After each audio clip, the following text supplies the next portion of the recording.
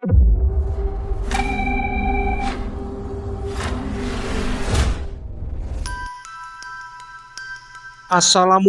warahmatullahi wabarakatuh. Salam sehat dan sejahtera selalu. Halo sahabat semua, para penikmat kisah-kisah misteri dan cerita tentang makhluk astral tak kasat mata. Selamat datang kembali di Lingkaran Misteri, sebuah ruang cerita di mana kita akan bersama-sama menyingkap tabir rahasia, menelusuri jejak mitos dan legenda, menggali kisah-kisah mistis, hingga menguak peristiwa-peristiwa nyata yang masih diselimuti tanda tanya. Bersama saya Untung Prasetyo yang pada kesempatan kali ini akan kembali menceritakan laku lampah Warijan. Oke, tanpa berlama-lama lagi, mari kita simak ceritanya.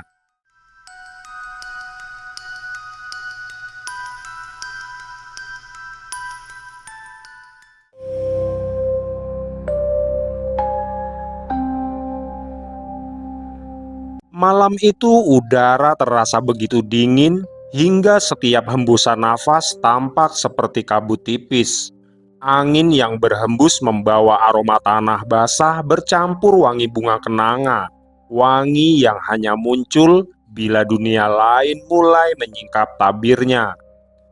Dari kejauhan, lampu-lampu rumah di kaki bukit tampak berkelip samar di tengah kegelapan. Suara anjing menggonggong bersahutan, disusul dengan suara derak pohon bambu yang terdengar seperti bisikan makhluk gaib yang sedang bersembunyi. Di jalan setapak perbukitan, Warijan menuruni jalan berbatu yang lembab dengan langkah hati-hati karena kabut kian tebal. Dan semakin dia mendekat ke arah desa, Warijan mulai mendengar suara teriakan orang-orang memecah malam. Cahaya senter dan obor berkelebat, langkah terburu-buru menembus semak dan kebun sayur. "Apa sudah ada yang menyisir ke arah sungai?" seru seseorang dari kejauhan. "Sudah, Kang, tapi cuma nemu sandal saja di pinggir rumpun bambu itu," sahut yang lain dengan suara lantang. Merasa penasaran dengan apa yang sedang terjadi, Warijan mendekat perlahan. Sorot matanya menyapu wajah-wajah tegang di bawah cahaya obor. Samar-samar dia mencium bau dupa dan juga aroma bunga yang mungkin menjadi pertanda jika warga sudah mencoba berkomunikasi dengan dunia gaib. Namun, di antara kepanikan yang tampak, Warijan merasakan ada getaran halus di udara. Getaran energi hitam yang telah melewati tempat itu. Dengan tenang, dia menghampiri lelaki paruh baya yang wajahnya terlihat serius, mengamati keadaan di sekitarnya. Maaf Pak, sedang mencari apa ya Pak?" tanya Warijan kepada lelaki paruh baya yang tampak memimpin pencarian malam itu. "Kami sedang mencari dua anak yang hilang, Kang," jawab lelaki itu lirih. "Satu anak laki-laki berusia 5 tahun dan yang satu anak perempuan berusia 7 tahun. Tadi sore mereka bermain bersama anak-anak yang lain di pinggir sungai dekat rumpun bambu itu. Tapi sampai malam tiba, keduanya tidak juga pulang. Nah, kami hanya menemukan sandal milik bocah lelaki yang hilang itu, Kang," imbuhnya menjelaskan. Lelaki tua itu hanya menunduk setelah menceritakan apa yang sedang terjadi. Suaranya tenggelam dalam hiruk-pikuk warga yang mulai menyebar ke segala arah. Ada yang kembali menyusuri tepian sungai kecil dengan langkah tergesa, dan ada juga yang menuju ke perkebunan. Suara warga desa terus terdengar bersahut-sahutan dengan meneriakkan nama dari dua anak yang hilang itu. Merasa jika ada energi hitam di sekitarnya, Warijan berjalan perlahan ke arah yang lebih sunyi, mengikuti panggilan halus yang terasa dari energi gelap yang berpendar di tempat itu. Tidak lama kemudian, langkahnya berhenti di pinggir sungai kecil yang mengalir lesu di bawah rumpun bambu. Di sana, Udara terasa berbeda dan aroma bunga kenanga kian menyengat.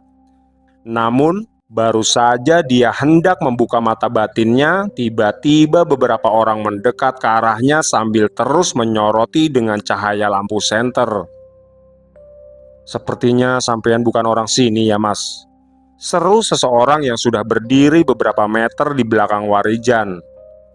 "Sampean sedang apa, Mas?" tanya salah seorang yang lainnya.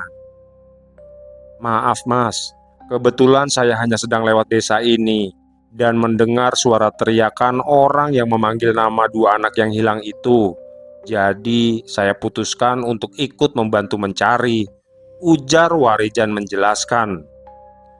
"Sepertinya dia bukan orang biasa, Mas," bisik seorang pemuda yang berada di depan laki-laki bertubuh tegap yang terus menatap tajam ke arah Warijan. "Kami sudah menyusuri tempat ini berkali-kali, Mas, tapi kami tidak menemukan apapun," ujar lelaki bertubuh tegap itu. Warijan hanya mengangguk sambil berjalan pelan ke arah mereka bertiga. "Perkenalkan, Mas, nama saya Warijan.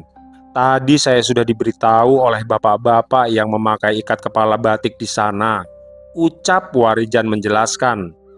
"Katanya ada dua anak yang hilang. Sebelumnya mereka bermain bersama teman-teman yang lain di sini," imbuh Warijan lagi. "Di sini memang sering digunakan warga untuk mencuci pakaian dan juga mandi, Mas, karena tempatnya teduh dan juga pinggiran sungainya datar," ucap lelaki bertubuh tegap itu. "Oh iya, perkenalkan nama saya Hendra. Ini Kipli dan ini Rodi," imbuhnya memperkenalkan diri. "Iya, Mas, tapi saya merasa ada sesuatu yang janggal di tempat ini, Mas," ujar Warijan sambil mengedarkan pandangannya ke arah sekitar. "Dulu di tempat ini memang sering dibuatkan sesaji, Mas. Tapi semenjak Mbah Lurah wafat, sesaji itu tidak pernah ada lagi," seru Kipli menjelaskan. "Sekarang sebaiknya sampean ikut kami mencari di balik bukit itu, Mas. Karena di tempat itu ada pemakaman besar dan hanya tempat itu yang belum kami datangi," imbuh Hendra menjelaskan. "Tunggu dulu, Mas. Saya merasa sangat yakin jika kedua anak itu ada di sekitar sini," balas Warijan yang kembali berjalan ke arah bibir sungai. Udara di sekitar mereka perlahan berubah lebih berat. Kabut yang semula tipis kini merayap pelan dari arah rumpun bambu yang ada di seberang sungai. Cahaya senter warga memantul redup di antara kabut itu seolah tertelan oleh sesuatu yang tak terlihat. Hendra dan dua orang temannya mulai tampak gelisah.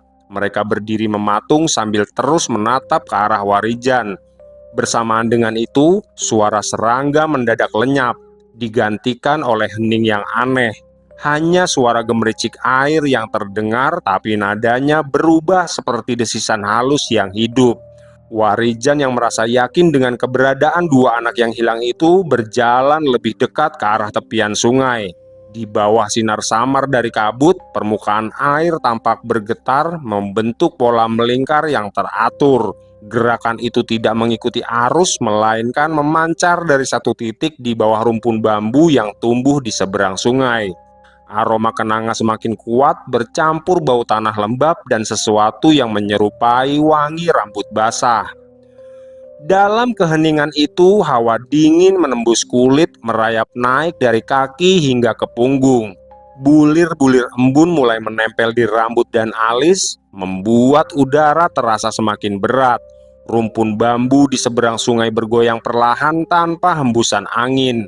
Suaranya berderak lembut, seperti bisikan halus yang tidak berasal dari dunia manusia. Warijan menundukkan kepala, memejamkan mata, dan menenangkan nafasnya. Di dalam dirinya, aliran energi halus mulai bergerak, menyatu dengan getaran tanah dan udara di sekitarnya.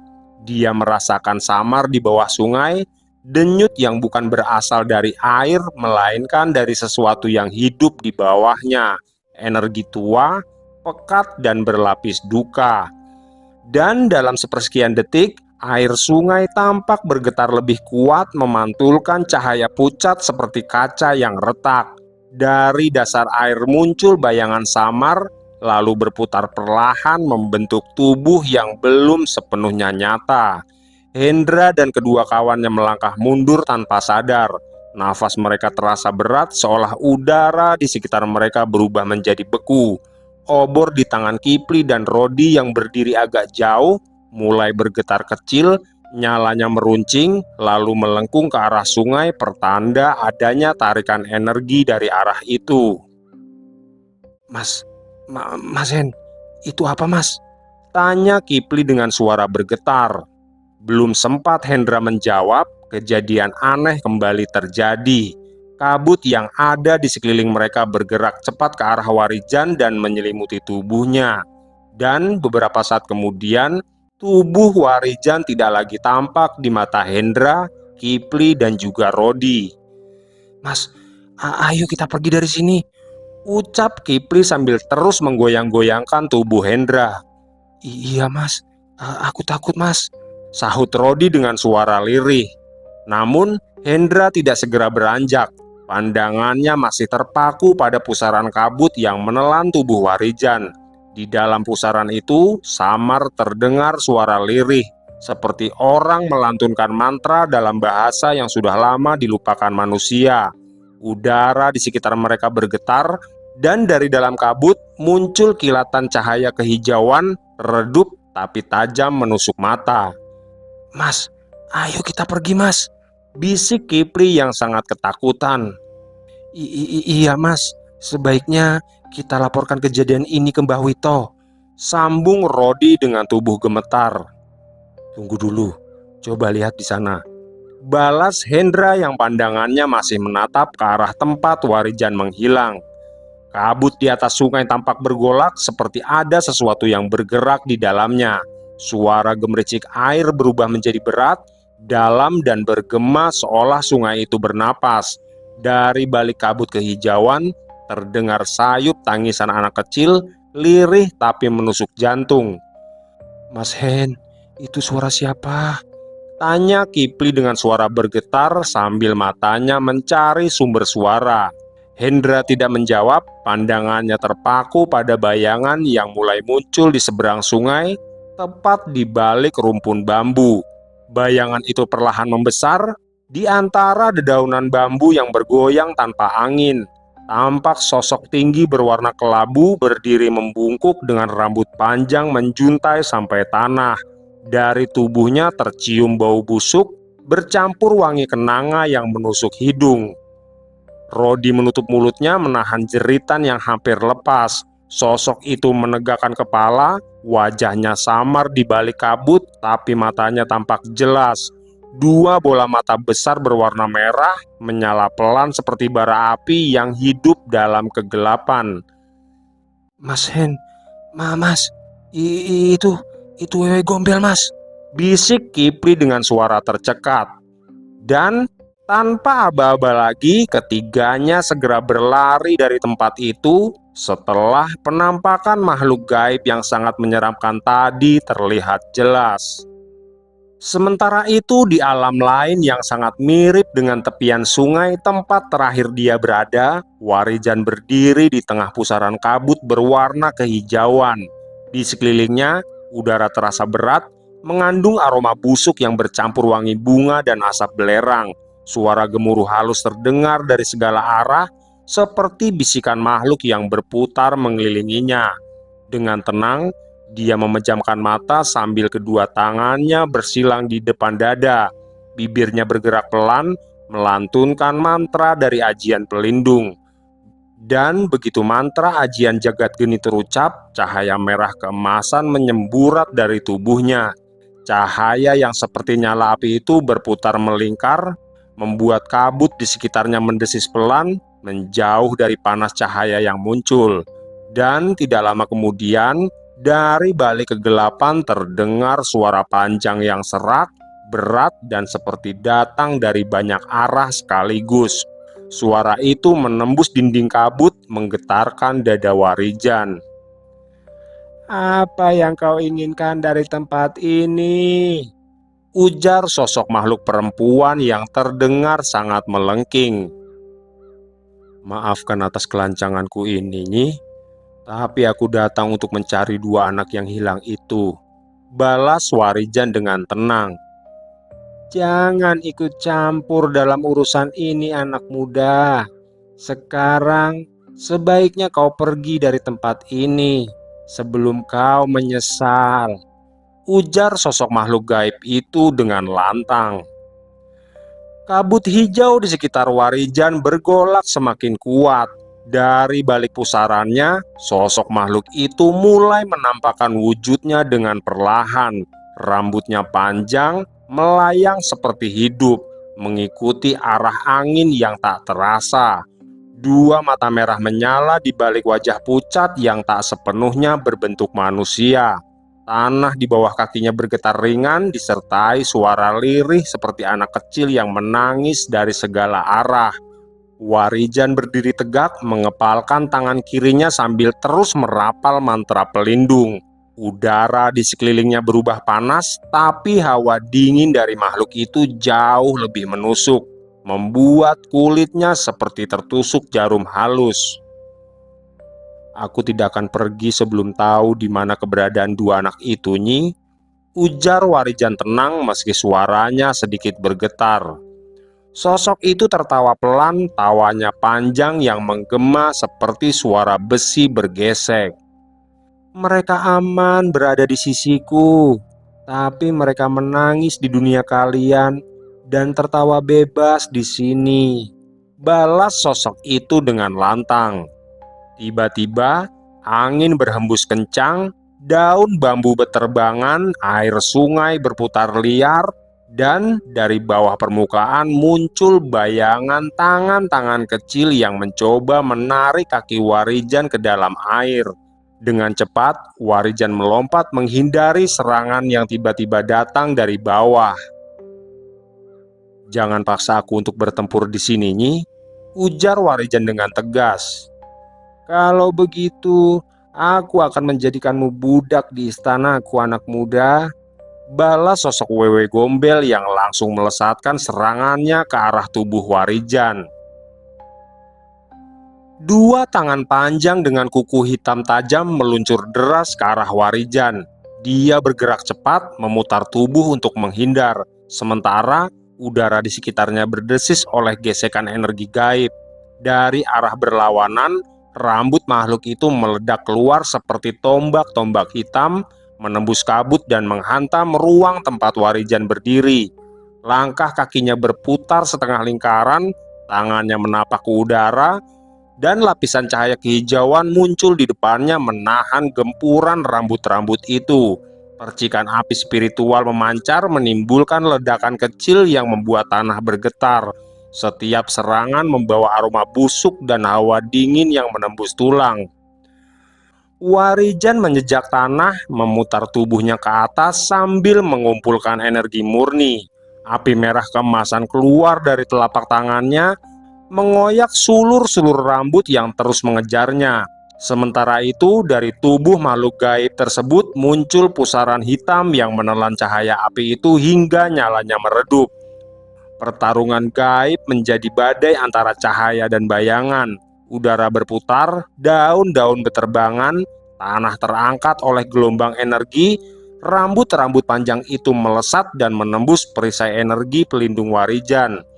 Namun, dengan kemampuannya yang sudah sangat terasah, Warijan menekuk lutut sambil menempelkan telunjuknya ke tanah.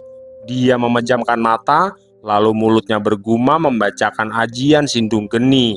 Ajian mematikan yang diturunkan sang guru dan kini menjadi ajian andalannya.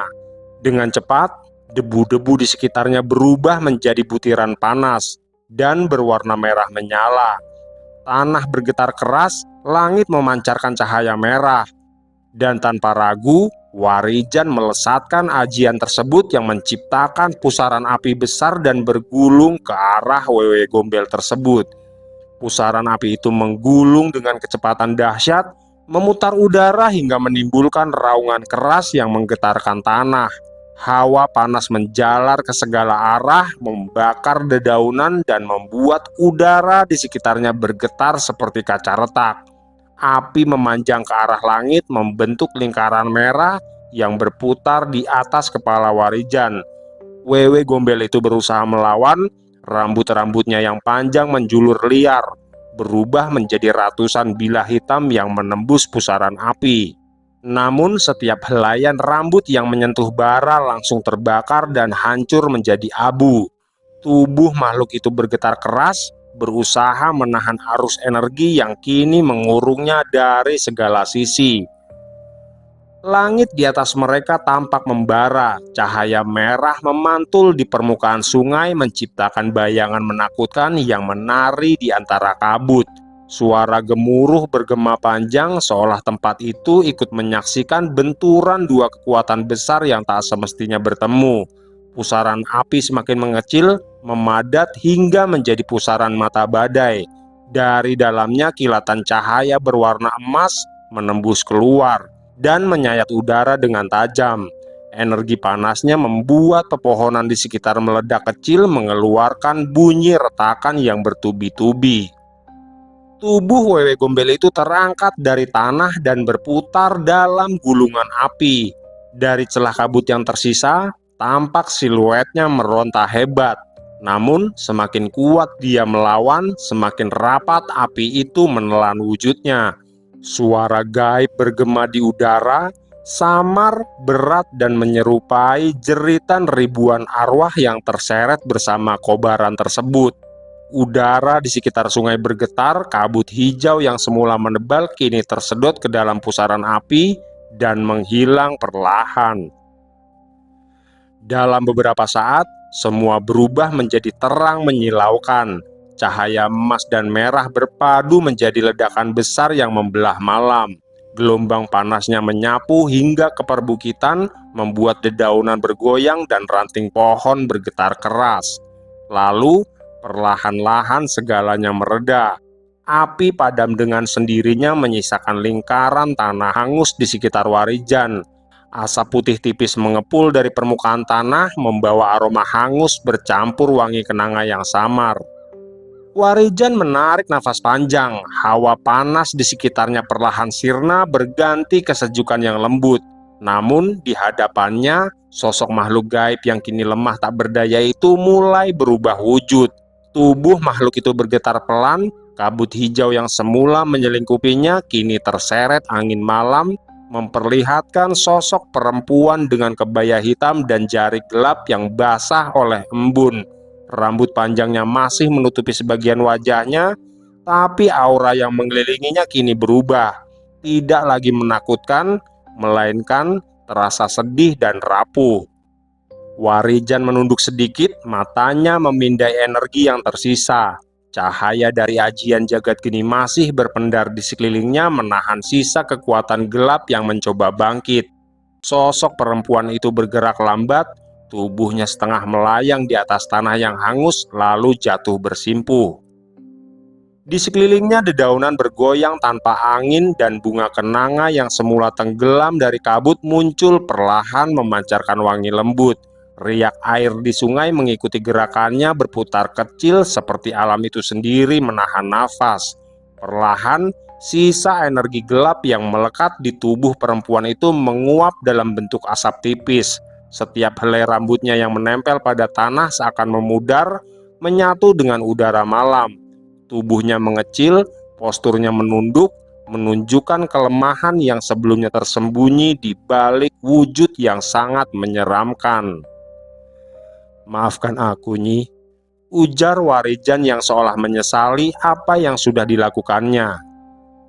"Dan sekarang, tolong tunjukkan di mana kedua anak yang telah kau bawa masuk ke alam ini," imbuh Warijan dengan tegas. Tapi belum sempat sosok perempuan itu menjawab, dari arah belakangnya muncul satu anak laki-laki dan satu anak perempuan.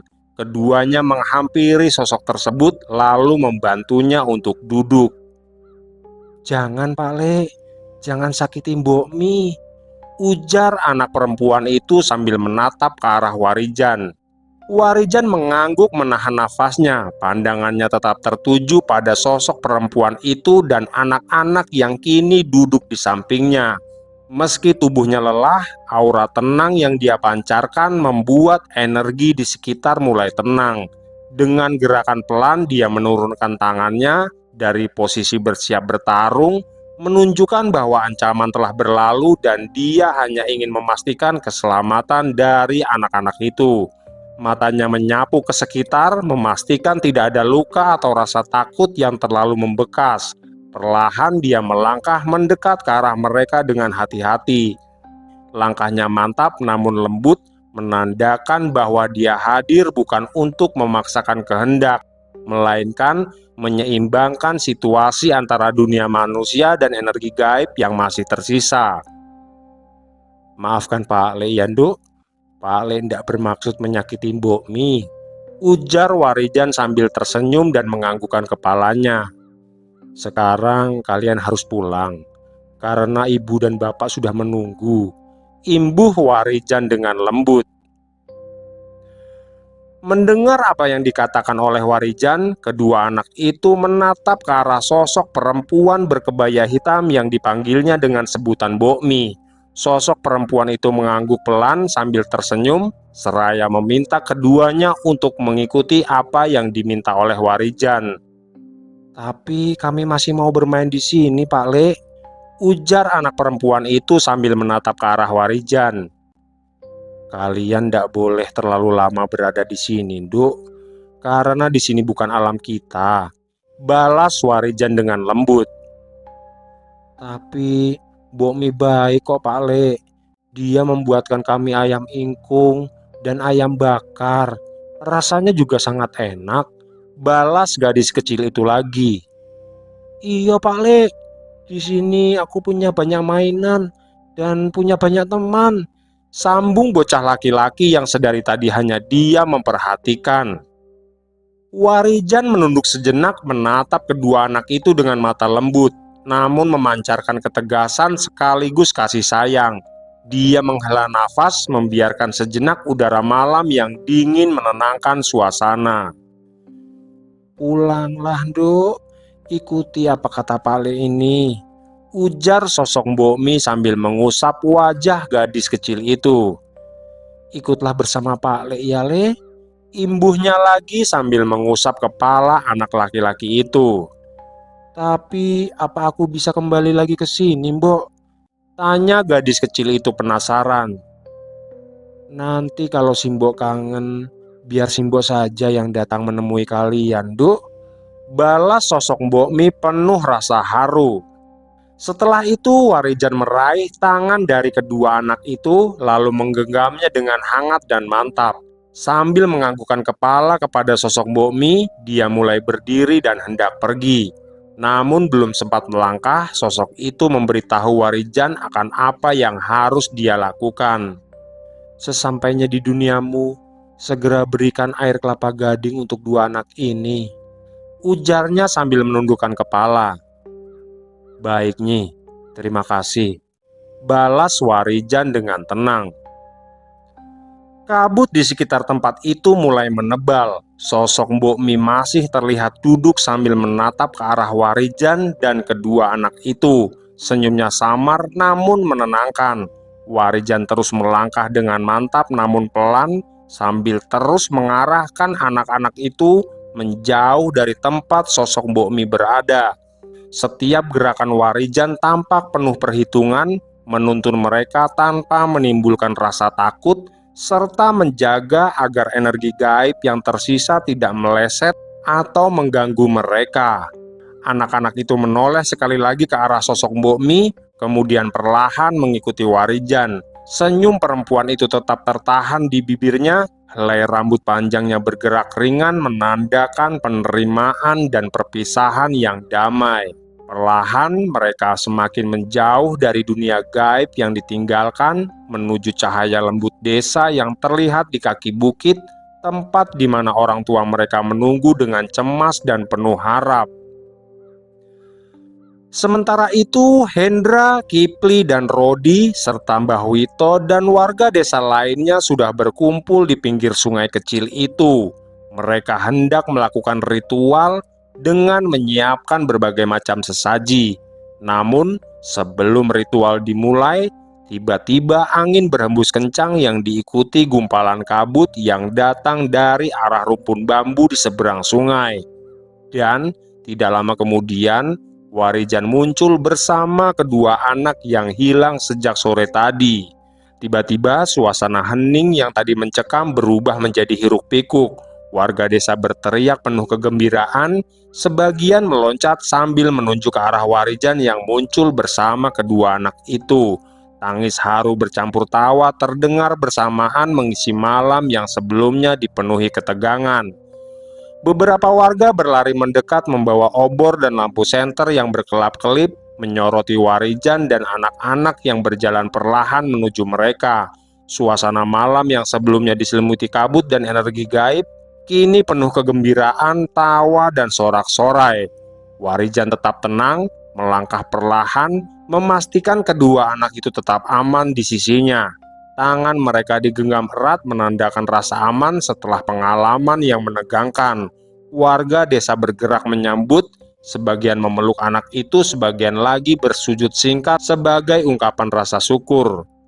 Aroma dupa dan bunga sesaji menyebar bercampur dengan semangat riuh warga. Riak sungai yang sebelumnya bergejolak kini tampak tenang, memantulkan cahaya obor yang berkelap-kelip, seolah alam juga ikut merayakan kembalinya keseimbangan malam itu. Teriakan sorak dan tangis haru memenuhi udara. Malam itu berubah menjadi momen sukacita, menandai selesainya bahaya yang mengancam desa. Warijan menatap sejenak ke arah rumpun bambu yang telah menelan energi gaib, kemudian memusatkan perhatian kembali pada anak-anak yang kini berada dalam pelukan aman orang tua mereka. "Tolong carikan air kelapa gading untuk dua anak ini, Pak," ujar Warijan dengan tenang. Mendengar hal itu, beberapa warga desa langsung bergerak sigap. Mereka langsung mencari kelapa gading seperti yang diminta oleh Warijan. Sementara itu, Warijan menunduk menatap kedua anak itu dengan lembut, memastikan mereka tetap tenang sampai air kelapa gading itu disiapkan. "Terima kasih, Kang. Terima kasih sudah menyelamatkan nyawa dari dua anak ini," ujar Mbah Wito sambil menganggukkan kepalanya. "Ini semua memang kesalahan kami, karena kami sudah lama tidak memasang sesaji di sini," imbuhnya lagi sambil memejamkan mata. "Iya, Mbah, tapi sebaiknya gerbang gaib yang ada di rumpun bambu itu ditutup saja, agar tidak lagi terjadi kejadian semacam ini," ujar Warijan menjelaskan. "Apakah itu bisa dilakukan, Kang?" tanya Mbah Wito penasaran. "Bisa, Mbah. Nanti setelah saya menghilangkan energi gaib yang masih menempel pada tubuh kedua anak ini, saya akan menutup gerbang gaib yang menghubungkan istana makhluk itu dengan desa ini," ujar Warijan menjelaskan. Tidak lama kemudian, beberapa warga kembali datang dengan membawa buah kelapa gading. Aroma segar dari kelapa itu menyebar, memecah aroma dupa dan sesaji yang masih menguar di udara. Anak-anak itu menatap gelas-gelas berisi cairan putih bening itu dengan mata berbinar, seakan merasakan energi yang menenangkan dari minuman tersebut. Mbah Wito membantu menyiapkan tempat duduk darurat di tepi sungai, memastikan anak-anak duduk dengan aman dan nyaman. Hendra dan Kipli berdiri di dekat Warijan yang juga siap untuk membantu.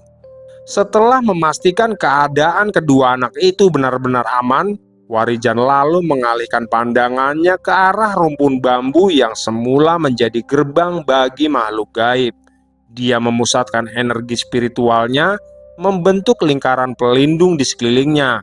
Angin malam berhembus pelan, membawa aroma tanah basah dan bunga kenanga yang lembut. Dengan gerakan tangan yang mantap, Warijan melantunkan mantra tanpa suara.